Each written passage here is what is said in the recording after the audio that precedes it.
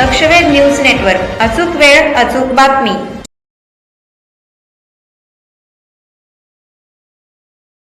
मी महाराष्ट्र राज्य जनहित शेतकरी संघटना संस्थापक अध्यक्ष प्रभाकर भैया देशमुख. आपल्या ह्या महाराष्ट्र राज्यामध्ये राज्याचे माजी उपमुख्यमंत्री स्वर्गीय अजितदादा पवार साहेब यांचा 28 जानेवारीला विमान अपघात व झालेला संशयास्पद मृत्यू, म्हणजे संशयास्पद मृत्यू ही महाराष्ट्रातल्या लाखो नागरिकांमध्ये, सर्वसामान्यांमध्ये, माता भगिनींमध्ये कायमस्वरूपी गेल्या 6 महिन्यापासून चर्चा चालू आहे. अद्याप त्याची चौकशी झालेली नाही. संबंधित पोलीस स्टेशनमध्ये गुन्हा दाखल झालेला नाही. या बाबतीत अजितदादा पवार साहेब त्या दिवशी निघताना घरातनं निघाले का कुठून निघाले ती इमारत बसेपर्यंतचे सीसीटीव्ही फुटेज नाहीत. आता खेड्यात ग्रामीण भागात सुद्धा सीसीटीव्ही फुटेज आहेत.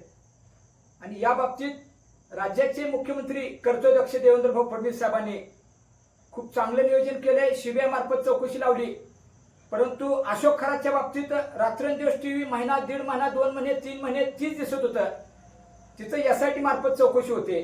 पण ज्या राज्याच्या नेत्यानं तळागाळातल्या शेतकरी, दीनदलिताला, अल्पसंख्याकाला न्याय देण्याचं काम केलं, देवेंद्र फडणवीस साहेबांचे ते जिवलग मित्र आहेत.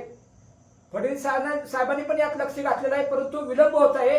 राज्यातल्या जनतेचा विश्वास उडून जाईल डिपार्टमेंटवरचा. यामुळे मी महाराष्ट्र राज्य जनहित शेतकरी संघटनेच्या वतीनं माननीय राज्याचे कर्तव्यदक्ष मुख्यमंत्री देवेंद्रभाऊ फडणवीस साहेबांकडे लेखी निवेदनाद्वारे मागणी केलेली आहे. दुसरी महत्वाची मागणी अशी आहे की शेतकऱ्यांची 2 लाखाची कर्जमाफी केली, त्याचं स्वागत करतो माहिती सरकारचं.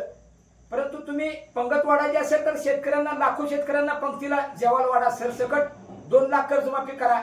जे 5 लाख आहे, 10 लाख आहे, जे 3 लाख आहे, त्यातली 2 लाख माफ करा. आड घालू नका. आणि नियमित कर्ज भरणाऱ्याला प्रोत्साहन पण तुम्ही 50,000 देऊ नका.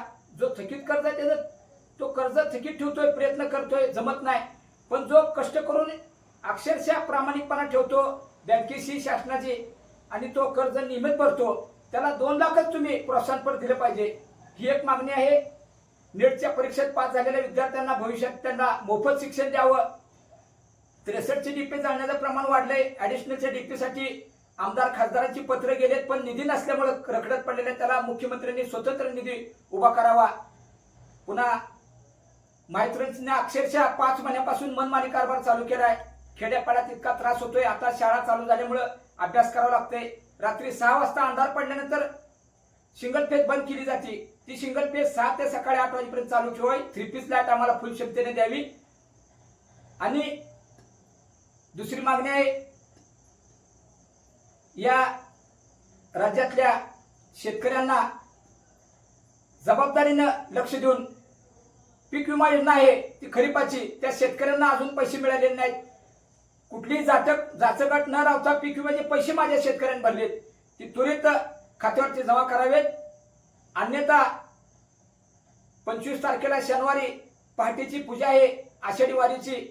विठ्ठलाच्या महापूजेला राज्याचे मुख्यमंत्री फडणवीस साहेब आपण येणार आहात. आम्ही विनंती करून 2-3 वेळा पोलीस स्टेशनला गेलो. आम्हाला पास दिला नाही. तुम्हाला लोकशाहीच्या मार्गाने भेटावं अशी इच्छा होती, पण लोकशाहीचा गळा दाबण्याचा प्रयत्न अधिकारी वर्ग करत आहेत.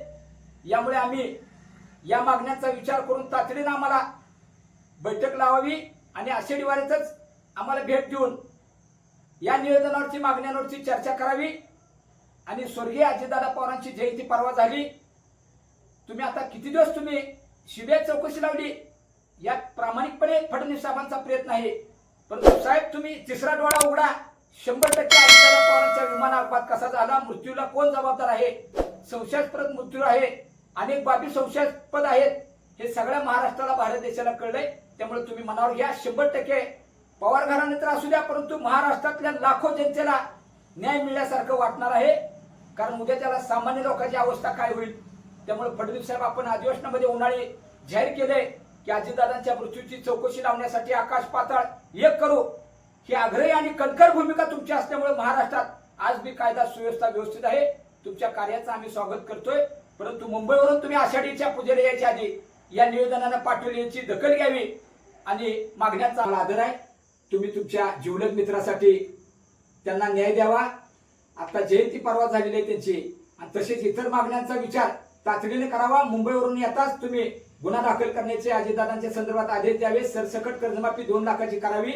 इतर मागण्यांसाठी सुद्धा जनहित शेतकरी संघटनेच्या वतीने आपल्याला तुम्हाला रिस्तर निवेदन देऊन कळवलेलं आहे. परंतु तुम्हाला आषाढीच्या पूजेला 25 तारखेला शनिवारी येण्याआधी तुम्ही मागण्या मान्य करावा, आम्हाला वेळ द्यावा भेटीसाठी. अन्यथा आम्ही काळे झेंडे दाखवून डॉक्टर बाबासाहेब आंबेडकरांच्या लोकशाहीच्या मार्गाने निषेध केल्याशिवाय राहणार नाही.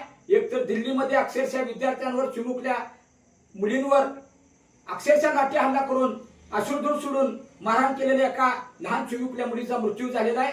लोकशाहीच्या मार्गाने तुम्ही काम करा. ह्याच्या आधी जे सरकार होतं त्यांनी तुमच्या भाजपच्या मोर्चाला सुद्धा कधी अशी तुमची मानहानी केलेली नाही. भारत देशात लोकशाहीचा गळा दाबण्याचा प्रयत्न करू नये केंद्र सरकारनं सुद्धा. आणि तातडीनं धर्मेंद्र प्रधानचा शिक्षण मंत्र्याचा राजीनामा मंजूर करावा.